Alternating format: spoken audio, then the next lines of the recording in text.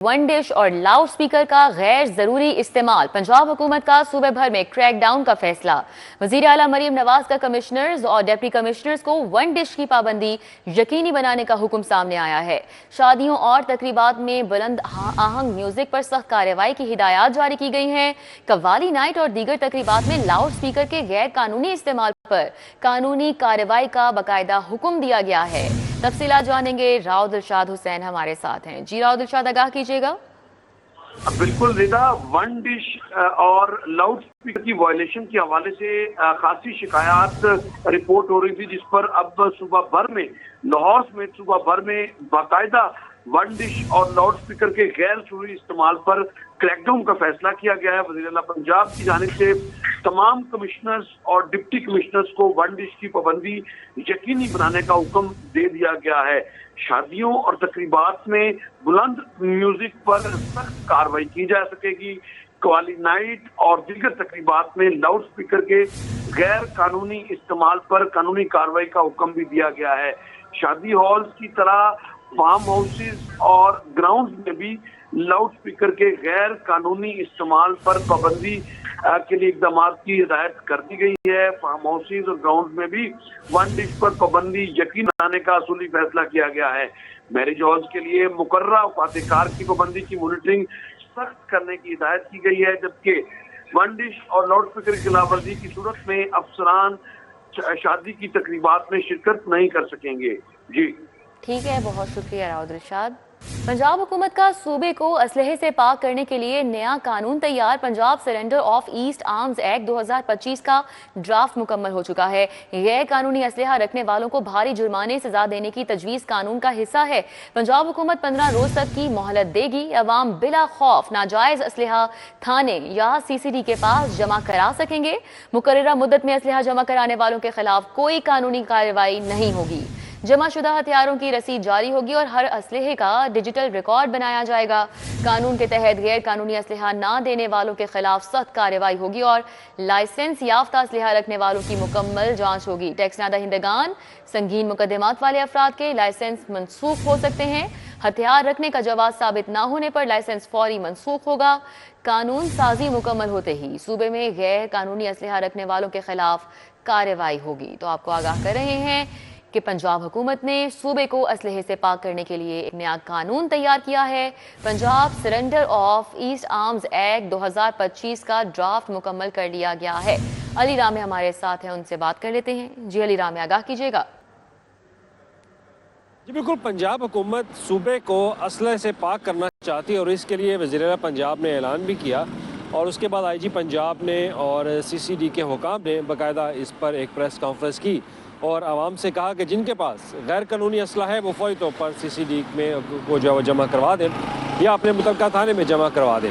اب اس کے لیے کیونکہ قانونی ایک ضرورت تھی کہ قانون جو ہے وہ بھی بنایا جائے، کیونکہ اگر جس کے خلاف کارروائی کرنی ہے تو قانون کے تحت کی جائے، تو اس کے لیے اب نیا قانون جو ہے وہ حکومت پنجاب نے بنا دیا ہے، جس کو اسلحے سے غیر قانونی اسلحے کے حوالے سے اس قانون کا جو ہے وہ نام دیا گیا ہے۔ اور اس قانون کے اندر بہت زیادہ سزائیں وہ بھی رکھی گئی ہیں، اور اس کے علاوہ جو غیر قانونی طور پر اسلحہ رکھتے ہیں اس حوالے سے بھی کچھ چیزیں جو ہے وہ شامل کی گئی ہیں۔ اب اس کے جو ابتدائی خط و خال ہیں وہ حکومت پنجاب کے ساتھ شیئر کر دیے گئے ہیں، اور اس میں جو چیزیں بتائی گئی ہیں کہ 15 روز کے اندر غیر قانونی اسلحہ جو ہے وہ اپنے متعلقہ پولیس اسٹیشن میں جو مرکز بنائے جائیں گے وہاں پر جمع کروانا لازمی ہوگا، اور اس کے ساتھ ہی جن کے پاس اسلحہ ہوگا اور اگر وہ ٹیکس نہ دہندہ ہیں یعنی کہ انہوں نے ٹیکس نہیں دیا تو ان سے بھی اسلحہ واپس لے لیا جائے گا۔ یہ بھی چیزیں اس کے اندر جو ہے وہ شامل کی گئی ہیں، اور اس کے ساتھ ایک ڈیجیٹل سسٹم کے ساتھ ان کو رسیدیں جو ہیں وہ پرووائڈ کی جائیں گی۔ تو دیکھا جائے تو غیر قانونی اسلحہ رکھنے والوں کے خلاف کارروائی جو ہے وہ اس قانون کے تحت کی جائے گی، اور اس قانون میں باقاعدہ سزا بھی رکھی گئی ہے، اور اس میں باقاعدہ ان لوگوں کے لیے بھی سزا ہے جن کے پاس قانونی طور پر بھی اسلحہ موجود ہے لیکن وہ ٹیکس ادا نہیں کرتے، تو ان کو بھی سزا دی جائے گی، ان کی جائیدادیں جو ہیں وہ ضبط کر لی جائیں گی۔ اب یہ پنجاب اسمبلی سے اپروو ہوگا، پنجاب اسمبلی سے منظوری کے بعد اس قانون کے تحت CCD کے حکام جو ہیں وہ پھر غیر قانونی اسلحہ رکھنے والوں کے خلاف کارروائی کریں گے، ان کو سزا جو ہے وہ دی جائے گی۔ ہائی کورٹ کا کاروباری افراد کے حوالے سے بڑا فیصلہ سامنے آیا۔ کاروباری پارٹنرز کے درمیان تنازع پر فوجداری کارروائی نہیں ہو سکتی۔ ہائی کورٹ کے جسٹس طارق سلیم شیخ نے نیا قانونی نقطہ طے کر دیا ہے۔ ملزم میر مبین احمد کی درخواست پر 14 صفحات کا یہ فیصلہ عدالتی نظیر قرار دیا گیا ہے۔ पार्टनर्स में तनाज़े पर दरख्वास्त गुजार पर मुकदमा दर्ज करने का जस्टिस ऑफ पीस का फैसला कल अदम करार दे दिया गया। पार्टनरशिप में शरीक फर्द को मुश्तरका मिल्कियत पर इमानत में खयानत का मुर्तकिब करार नहीं दिया जा सकता। फैसले में मजीद क्या कहा गया बता रहे हैं मलिक अशरफ। जी मलिक अशरफ। जी बिल्कुल, ये लाहौर हाई कोर्ट का कारोबारी अफराद के हवाले से एक बड़ा फैसला है, जिसमें कारोबारी पार्टनरशिप के दरमियान तनाज़े पर जो FIR है वो दर्ज नहीं हो सकती, ये इस फैसले में कहा गया है। और कहा गया है कि अगर इन पार्टनरशिप में अगर कोई तनाज़ा है तो सिविल कोर्ट में इस हवाले से रजू किया जा सकता है, मुकदमा दर्ज नहीं किया जा सकता। 14 सफ़ात के इस फैसले को अदालती नज़ीर करार दिया गया है और इस फैसले में कहा गया है कि कारोबारी पार्टनरशिप के दरमियान तनाज़े पर दरख्वास्त गुजार मुकदमा दर्ज करने का जो फैसला था, ऑर्डर था 620 का, यानी कि एडिशनल सेशन जज का, उसको अदालत ने कलअदम करार दिया है। और ये भी कहा है कि पार्टनरशिप में शरीक फर्द को मुश्तरका मिल्कियत पर अमानत खयानत का मुर्तकब करार नहीं दिया जा सकता। और इस फैसले में ये भी कहा गया है कि पार्टनरशिप का मामला फौजदारी नहीं बल्कि सिविल नौयत का है और इसके लिए सिविल अदालत से रिव्यू किया जा सकता है, मुकदमा दर्ज नहीं हो सकता। और मजीद इसमें यह भी कहा गया है कि मुद्दई ने दरख्वास्त पे पार्टनरशिप का मुआहदा छुपाया और दरख्वास्त गुजार को मुलाजम ज़ाहिर किया, हालांकि वो उसका पार्टनर था। मजीद इसमें यह भी कहा गया कि कारोबार के इंतजाम और कंट्रोल हमेशा मुद्दई के पास रहा, खुसूसी इख्तियार दरख्वास्त गुजार को नहीं दिया गया। और इसमें यह भी कहा गया है कि पार्टनरशिप के तनाज़े का हल सिविल अदालत में अकाउंट सेटलमेंट से ही मुमकिन हो सकता है। और ये भी कहा कि बदनीति और हक़ाइक़ छुपाने के बाद मुद्दई के दरख्वास्त काबिल भरोसा नहीं रही।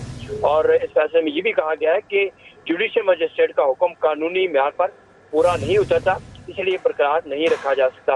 तो इंतहाई अहम फैसला है जो कि आज अदालत ने दिया है और करार दिया है कि अगर दो अफराद के दरमियान पार्टनरशिप हो कारोबार में तो उसका FIR दर्ज नहीं होगी, मुकदमा दर्ज नहीं होगा, बल्कि सिविल अदालत से रजू करके उस तनाज़े को खत्म करवाया जा सकता है या उस पर फैसला दिया जा सकता है। नीला गुंबद ज़ेर ज़मीन पार्किंग प्लाजे में अहम पेशरफ्त हुई है। पार्किंग प्लाजे की 452 में से 412 पाइलें मुकम्मल की गई हैं। टीपा ने ज़ेर ज़मीन प्लाजे की तामीर के लिए 20% खुदाई का अमल भी मुकम्मल कर लिया है। दुर्र नायाब हमारे साथ हैं, अपडेट कर रहे हैं। जी दुर्र नायाब। जी बिल्कुल, नीला गुंबद ज़ेर ज़मीन पार्किंग प्लाजे में अब एक अहम पेशरफ्त सामने है। ये तकरीबन ये कहा जा सकता है कि 90% से ज्यादा फाइलें जो है मुकम्मल कर ली गई है। इसी तरह जो दुकानों को गिरा कर नीला गुंबद के फसाद को क्लियर करना था, उसमें भी 96% जो है वो काम मुकम्मल किया जा चुका है। इसके नेक्स्ट फेज में जो खुदाई है वो 20% तक जो है वो शुरू की जा चुकी है और खुदाई का भी अमल जारी है। इस हवाले से जितना भी इस वक्त टेक्निकल काम हो रहा है, जो चीजें मुकम्मल कर ली गई है, जिसपे आगे वर्किंग की जाएगी, प्रोसीजर क्या होगा, हमारे साथ प्रोजेक्ट डायरेक्टर मौजूद है टीपा के, मोहम्मद असद, उनसे जानते हैं। असद साहब, ये बताइएगा कि अब तक कितना काम कर लिया गया और आगे आपकी फर्दर जो प्लानिंग है वो क्या होगी? जी, अभी इसमें ये है कि 452 फाइल्स में से हमने 412 फाइलें कंप्लीट कर ली हैं, जो तकरीबन 90% काम कंप्लीट हो गया। और जो हमारा कैप टीम है वो भी 40% हो चुका है। एक तो स्ट्रेटजी ये थी कि हम टोटल फाइलें कंप्लीट करें, उसके बाद एक्सपेंशन स्टार्ट करें, लेकिन अभी हम टाइम सेविंग के लिए हमने ये किया है कि जिन जगहों पे फाइल्स कंप्लीट हो गई हैं, कैप बीम कंप्लीट हो गया है, उसकी हमने पैरेलल एक्सक्वेशन भी स्टार्ट कर दी है। तो तकरीबन 20% एरिया जो है हमने प्रोजेक्ट का वो हमने टेकअप कर लिया फॉर एक्सक्वेशन। और एक फाइल्स के ऊपर एक सपोर्ट लगाई जाती है जिसको स्टड्स बोलते हैं, उसका काम भी स्टार्ट हो गया है। डिसमेंटलिंग जो है हमारी नीला गुंबद के करीब शॉप्स की वो 98% कम्प्लीट हो चुकी है, तकरीबन 2 स्ट्रक्चर रह गए हैं सिर्फ। और इसके अलावा शिफ्टिंग और यूटिलिटीज़ भी मुकम्मल हो चुकी हैं। तो इंशाल्लाह हम अपने टारगेट पे चल रहे हैं और जल्द किसी किस्म की रुकावट इस वक्त आपको साइट पे क्लियरेंस या जो पहले थी वो क्लियरेंस कंप्लीट कर ली गई है? साइट क्लियरेंस 100% हो गई है। इसमें जितनी भी यूटिलिटीज़ थी वो कम्प्लीट हो चुकी हैं और अभी हम स्मूथली काम चल रहा है। 100% यूटिलिटीज को शिफ्ट किया जा चुका है। जो कंस्ट्रक्शन के दौरान रुकावट पैदा की जा सकती है, साइट को क्लियर कर लिया गया और एक्सीवेशन बिफोर प्लान स्टार्ट कर दी गई है ताकि टाइम सेविंग हो सके। और वही जो बात की जा रही है कि 2026 में। बहुत शुक्रिया दुर्र नायाब। आगे बढ़ें, आपको बताएं दुनिया के आलूदा तरीन शहरों में लाहौर का पहला नंबर है। शहर में आलूदगी की शरह 309% तक रिकॉर्ड की गई है। इकबाल टाउन 559, सिविल सेक्रेटेरिएट 506 आलूदगी की शरह रही है। बरकी रोड 371 रिकॉर्ड की गई है। शहरी क्या सूरत हाल है इस मौके शहर भर में और बारिश के हवाले से क्या पेशगोई की जा रही है, समरा फातिमा बताएंगी। जी समरा।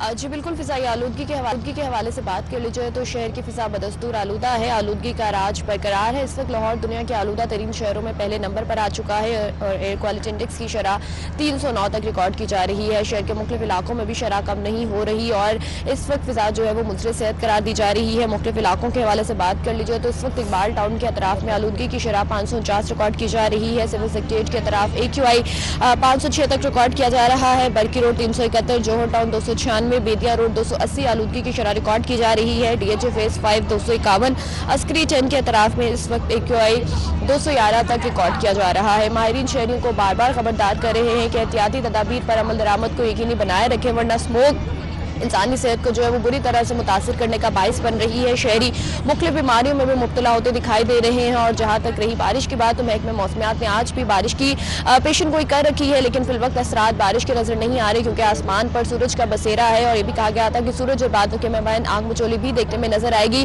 فی الحال ماہرین کی جانب سے اور محکمہ موسمیات کی جانب سے یہ کہا جا رہا ہے کہ آج شہر میں 10% تک بارش کے امکانات موجود ہیں۔ بارش ہوئی تو فضائی آلودگی میں وقتی طور پر جو ہے وہ کمی دیکھنے میں نظر آ سکے گی اور شہریوں کو خشک موسم سے جو ہے وہ ریلیف مل سکے گا، لیکن ساتھ ہی ساتھ ماہرین شہریوں کو یہ بھی کہہ رہے ہیں کہ وہ ماسک کا استعمال ہر صورت یقینی بنائے اور دیگر احتیاطی تدابیر پر بھی عمل درآمد کرتے رہیں کیونکہ ابھی خشک موسم ہے اور موسمی امراض بھی پھیل رہے ہیں، فضائی آلودگی سے بھی لوگ بیمار ہو رہے ہیں، تو شہری جتنا احتیاطی تدابیر پر عمل درآمد کریں گے اتنا ہی خود کو محفوظ رکھ سکیں گے۔ ٹھیک ہے، بہت شکریہ سفرا۔